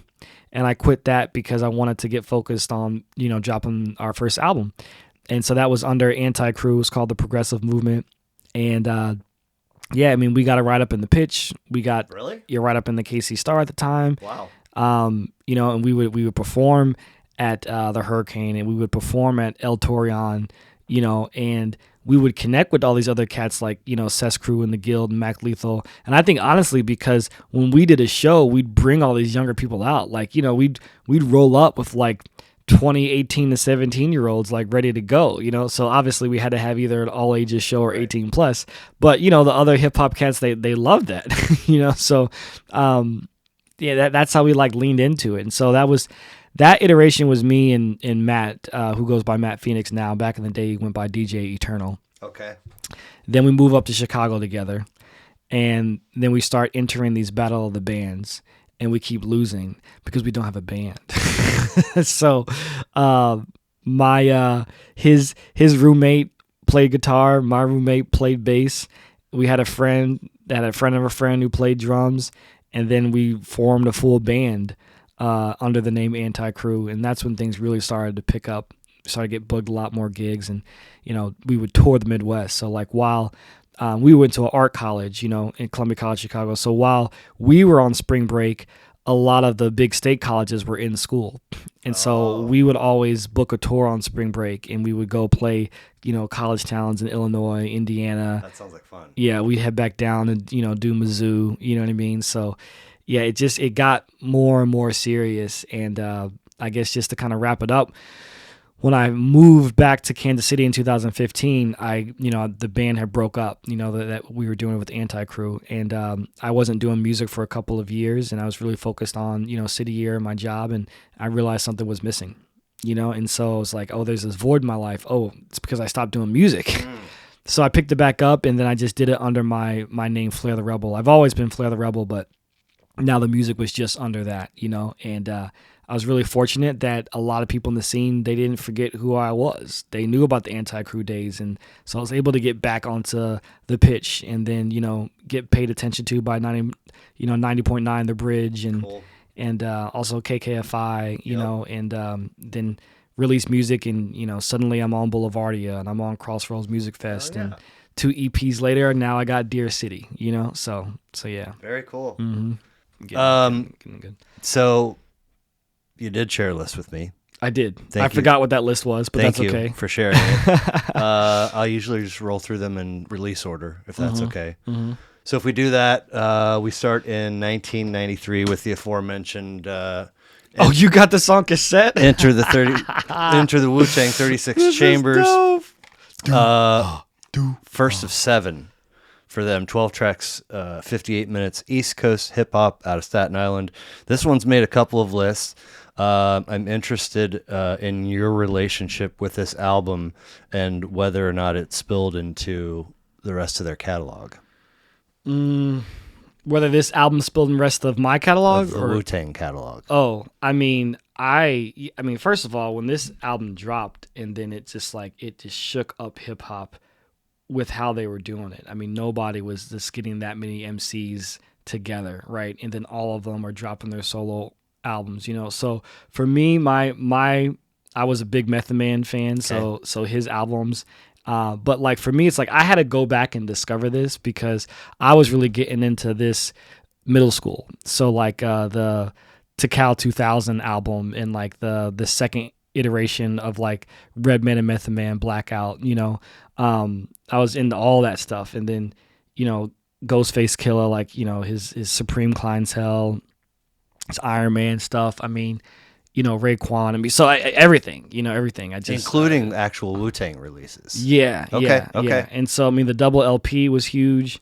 And then the third album that they did, I like that one too, with Gravel Pit, and, I think that was like when people kind of like started to like fall off a little bit from what they were doing. But yeah, Wu-Tang is it's always been my everything. Okay. Yeah. I have a Wu-Tang series. Yeah. It's called Wu-Tang 101. Yeah. And I have done, when I put together the number, like what's it going to take to get through this 80 records, man? Oh, wow. Because they've got 7. Yeah. And everybody else has got 80 Yeah. or 73. Uh-huh. So I've gotten through the Wu-Tang stuff, and I've done 1, maybe 2 of each of their. But I got a lot more to go. Yeah. So if you want to come back and do a Wu-Tang episode Dude, with let's me. do it. Well, I got to show you a clip because I talked about this. We didn't talk about it on the podcast just yet, but with City Year for our 10-year anniversary, we partnered with the Social Symphony. Okay. And we did, the 95-piece symphony. We had Marcus Lewis arrange, hip hop covers from the 90s to early 2000s. So I rapped in it, which was kind of like kind of overexposed for myself with being like the executive director and then also like ending the night with rapping. But I couldn't pass up the chance. And of course, I had the symphony do Triumph. Nice. And, opening up with Inspector Deck's verse, and being able to do that. And so, a bomb atomically, Socrates' philosophies and hypotheses can't define how we dropping, so I got to perform that song with a 95-piece symphony, completely blessed. So I think I'd have to look. I think I've done Inspector Deck. I think I have a person for Capadonna. Mm-hmm. But the way that these if you're serious, and I'm not talking like next week or next month, it'd be down the road a ways, and we would coordinate the same, trying to find a date. But I have a jar. And it has some weird things in it for whatever reason, but also the remaining members of the Wu-Tang Clan on folded up little pieces of paper. Do you want to do you want to roll the dice and choose a random one, or do you want to pick one? So what happens? I choose one, and then what? And then the next when you come back to do your Wu-Tang episode, we run through their discography. All right, yeah. Do you want to pick a Wu-Tang member, or do you want to roll the dice? Let's roll the dice. Really? Yeah. Okay. So just take one out of there and tell me who you get. If I get Master Killer, that's going to be a very quick series because I did get Master Killer. Well, listen, because the funny thing is, he might have more than one solo album now, but the one that he did do, I loved, and he's got some classic verses, so that is hilarious. That's yours. I have the most unpopular Wu-Tang member. Dang. Well, we'll make it a Wu-Tang episode, but we'll figure out a way to fold some other stuff in. Yeah, obviously. When the time is right. Wow. Okay. So this was the springboard for you, but you sort of had to come back to it to really appreciate it beyond Cream and whatever grabbed your interest first. Yeah. Interesting. Yeah. Mm-hmm. 11/9/93. Right? The release date for this record. Oh, I did not know. I just know it's 93. There's another record that came out on that date. Yeah. It's called Midnight Marauders. Tribe Called Quest. Tribe Called Woo, Quest. You got that cassette too? Out on the same day. Oh my god. Isn't that a trip? That is insane. That is insane. You got some classic. So Midnight Marauders, Tribe Called Quest, 1993. 36 for them. 14 tracks, 51 minutes, East Coast hip-hop out of Queens. It's made 2 lists, Dan Gedman from episode 27.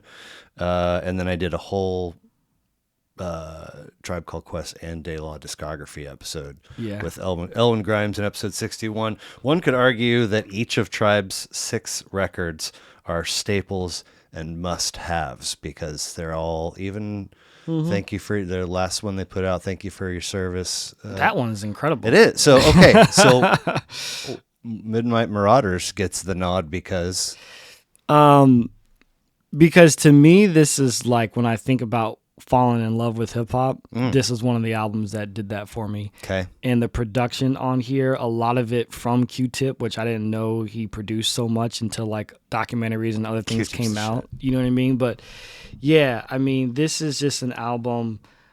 It's just like, I mean, Electric Relaxation, Award Tour. Like, to me, this is, lyrics to go. I mean, it's just, when I think about falling in love with hip hop, I think about this album. To maraud is to. Yeah. She's even, I'm like, say some more stuff. I'm dialed in. Yeah. Okay, so, Desert Island. Mm-hmm. You're given artist discographies you can take. You can't take Tribe and De La. You have to pick one. You taking Tribe? I think that I am. Okay. I think that I am. You're getting fewer records. Yeah. But, yeah. Okay. I think that I am. I mean, but shout out to De La Soul. Right. And the stakes is high. That Have you heard it's not the new one? Yeah. With what's his name? Moff Gideon, if you're a Star Wars nerd. The opening track. He does the roll call. Oh yeah. What's his name? Yeah. God, I'll think of it right as you pull up, right as you leave. But he just goes through. So there's some really good answers. Yeah. When he's calling roll. I think somebody says N-word what? That's just. And then he goes Dave, and you get the angel. Oh man. Man, honestly, that's that album made me cry, man. Dude, Because same. you think about Trugoy, and you think about Dave, and but then you also think about your own loved ones that have passed too soon. You know what I mean? Their stuff was blocked out for a decade plus. Yeah. And then it's and then he's gone. So he didn't even get to Yeah. If there's any De La Soul fan out there that hasn't like really went into that album, like you're missing out. Like that album it's incredible. It is, and I don't think there are any slouches in their catalog either. Unfortunately, beyond this, I don't have cassette copies. That's okay. We'll move to printouts. But we do leave 1993 and go to 2002 with Atmosphere's God Loves Ugly. Yeah. 2 of 14, 18 tracks, 69 minutes. Hip hop out of Minneapolis. A podcast first. In terms of Atmosphere and this album. Tell me about Atmosphere and why God Loves Ugly earns the 3 spot on your list. This is another one of those, so when Kansas City Public Schools, there was a time where they would actually pay you to go to summer school. And I failed Spanish, and so I had to go to summer school to bring my grade up to pass that class. And then I got a gift card, it was a Visa gift card or something that just had cash on it. And so I went to Sam Goody and I bought this album, God Loves Ugly. I had heard Slug on someone's a mix CD. He was on one track, someone put together a mix CD. He's had albums before this, Lucy Ford and things of that nature. But this the poetic lyricism, the vulnerability. I mean, this was considered backpack emo rap, and I think that those terms have kind of turned into something else. But it was a style of hip hop that was so personable. And I would actually I remember being in school and looking up his lyrics to songs I hadn't even heard and just reading it, And I mean, that's just there's no skips on this for me. And it's not a short one either. It's not. And God Loves Ugly was such a dope song. Fuck You, Lucy helped me get over a breakup in high school. You know what I mean? This was honestly, maybe the equivalent. I mean, they call it emo rap, where people were listening to Taking Back Sunday or whatnot. This was the hip hop version of that. And I hope no one takes offense to it, but what I respect about Atmosphere, Slug, and Ant and their grind and rhyme sayers and just touring and just putting out independent music, I mean, it's just, it really did inspire me a lot. Nice. And then after you get this, then you're in Chicago. I'm in Chicago. And did you mention earlier you got to see him a couple times? It's so funny. So I wasn't used to how big things are, right? And I remember going to the venue, I forget which one it was, maybe the Vic Theater. And I'm Atmosphere, it's an underground hip hop artist. And I just show up and it's sold out. Damn. And I'm crestfallen. And I'm also shocked. I'm what? I didn't realize he was selling out. He would do 2 nights and sell out both in Chicago. And that's how I realized how small my world was to some of this stuff that was happening, And as I'm walking with my tail between my legs back to the Red Line, somebody has an extra ticket and they just give it to me. And then I just pull up, and then my mind's blown. Nice. That is awesome. Yeah. 2008, Santa Gold. Mm-hmm. I called it self-titled originally, but there's a vowel difference. Santa Gold. First of 4 for her, 12 tracks, 41 minutes, electronic new wave indie out of Philadelphia. Another podcast first. Never heard of her. Tell me all the things. Santa Gold is really dope. In fact, my album release concert, I'm wearing the shirt of this album. Oh, wow. Because of how dope this album is to me. And I got to see her. She just came through not too long ago. She did 2 nights at, what's the Westport, the Broadway. What's the venue over there in Westport now? It's like across the street from the Bunker. Oh, shit. I'm not Warehouse on Broadway, I think Okay. it is. Okay. Yeah. And I saw her kill it there, but I saw her in Chicago at Lollapalooza, and I mean, she is just so amazing, and I really was captivated by the fact that people always try to put her in a box. You know what I mean? She's a black woman, and people talk to her, and they always ask her about like R&B. You know what I mean? And she's like, "That's not my genre. Like, like why are you associating with that?" Just me, like, and there's no disrespect to R&B. Yeah. I mean, she's influenced by R&B Yeah. artists, but she just has such a dope sound. And it's just everything on this album is so dope, and she's got so many other dope albums after that. She was just the essence of just pure creative energy, and I loved every moment of it. Cool. Last but not least, I hope I'm correct on this. Wolfgang Amadeus Phoenix. Yeah. This is Phoenix from 2009, fourth of 7. 10 tracks, 36 minutes, indie pop, new wave out of Versailles, France. Another podcast first and another new discovery of me. Who is Phoenix, and why is this one special for Flair the Rebel? Phoenix fits into this category that my friends joke with me about Jeff music. It's like this indie rock that has like heavy synth. Somebody also coined it Obama era indie rock. Okay. You know what I mean? It Sure. kind of fits in that category.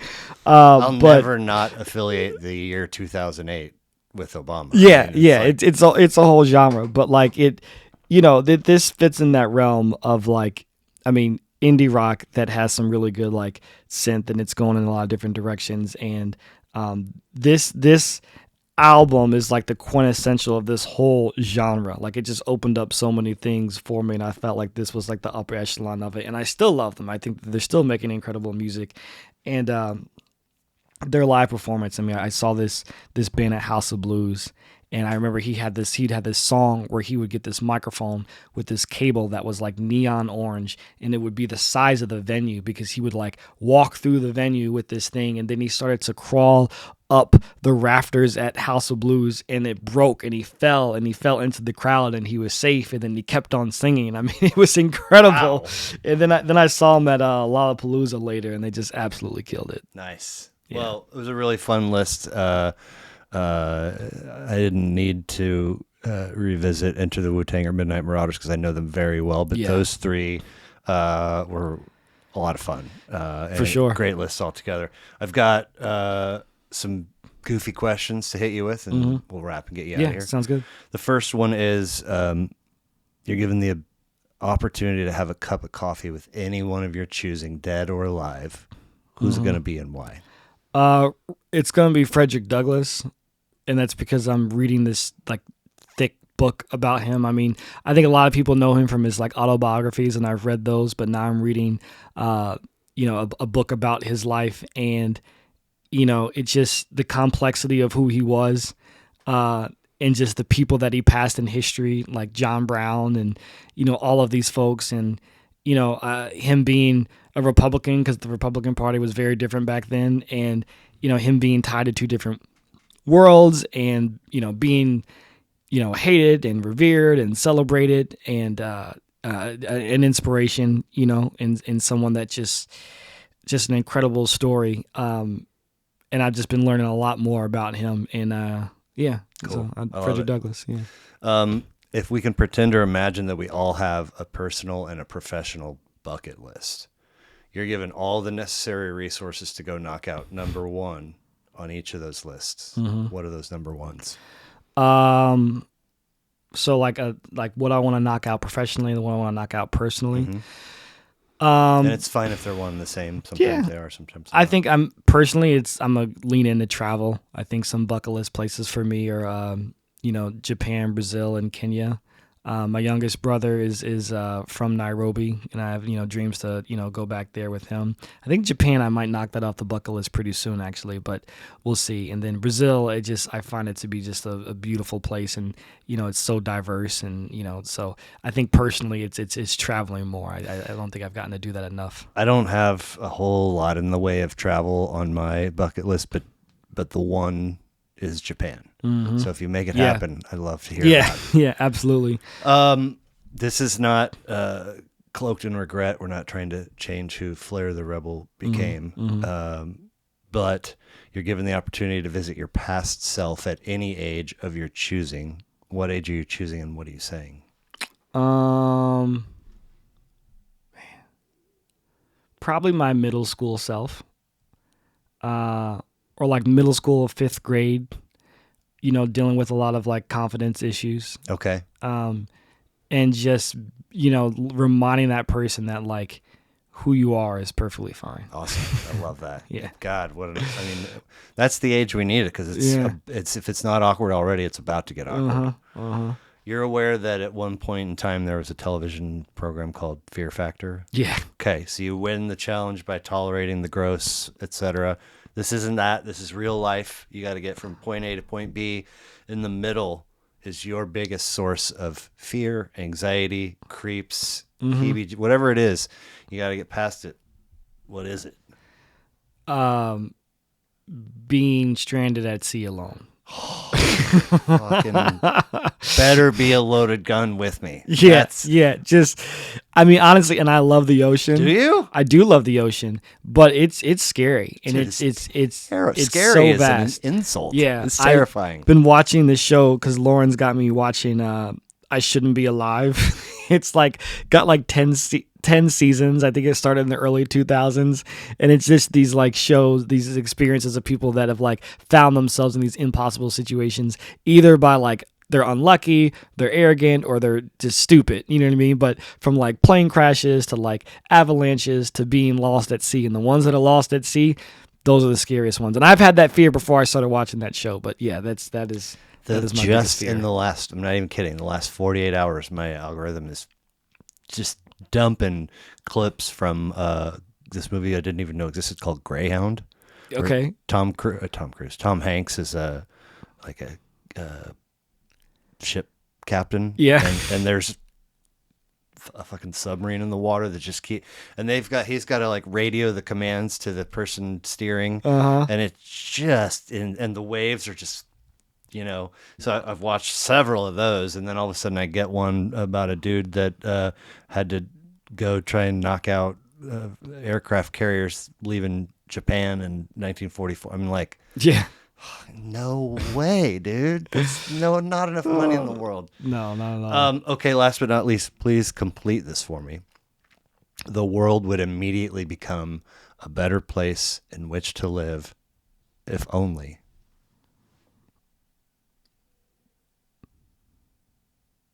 Everyone had a fair shot at education. I love it. All good answers. All great answers. At Flair the Rebel on Instagram. Again, the has an A instead of an E in Flair the Rebel. FlairTheRebel.com. Apple, Spotify, Amazon, Deezer, iHeartRadio, YouTube, Tidal.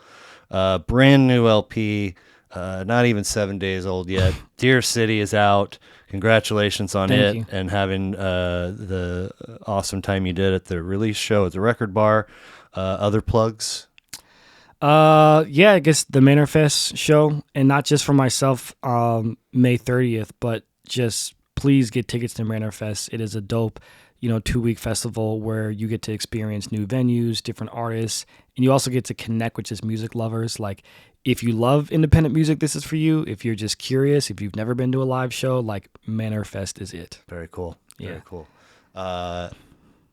Tell Kemet to message me back, and Sean owes me one too. Okay, all right. I'll let them both know. I'm about Okay. to be spending some time with Kevin in Ireland, Nice, so I'm like, nice. yo, hit them back. Anything that you had hoped we would cover that we did not? No, man. I think that this has been great, and I appreciate being able to talk about Dear City so close to its release, and just grateful for the platform. Man, it was really nice to meet you, Flair the Rebel. Hope to talk to you soon. Take care. Yeah, thanks. All right, we did it. Yes, sir. We did it.